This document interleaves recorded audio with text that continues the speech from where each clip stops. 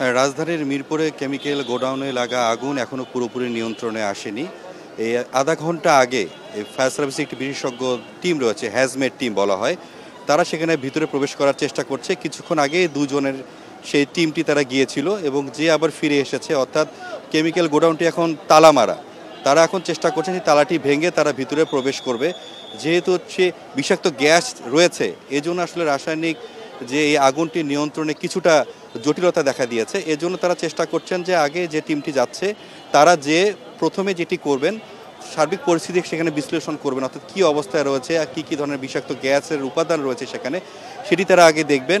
তারপরে এসে পরবর্তী যে পদক্ষেপগুলো রয়েছে, অর্থাৎ কীভাবে আগুনটি নিয়ন্ত্রণে আনা যায় সেটি নিয়ে তারা আসলে পরবর্তী পদক্ষেপে তারা সেটিতে যাবেন। এখন পর্যন্ত ফায়ার সার্ভিস থেকে আনুষ্ঠানিকভাবে কোনো ধরনের সংবাদ সম্মেলনের মাধ্যমে কোনো কিছু জানানো হয়নি। বলা হয়েছে যে টিমটি গেছে, তারা ফিরে আসার পরে কী ধরনের তারা পদক্ষেপগুলো নেবেন সেটি জানানো হবে। এবং যে এই গোডাউনটির পাশে, অর্থাৎ রাস্তার অপোজিটে যে পোশাক কারখানা রয়েছিল, যেখান থেকে 16টি মরদেহ উদ্ধার করা হয়েছে, সেই ভবনটিতে যে পাঁচতলা ভবন, সেটি কিন্তু পুরোটাই কিন্তু তল্লাশি করা হয়েছে।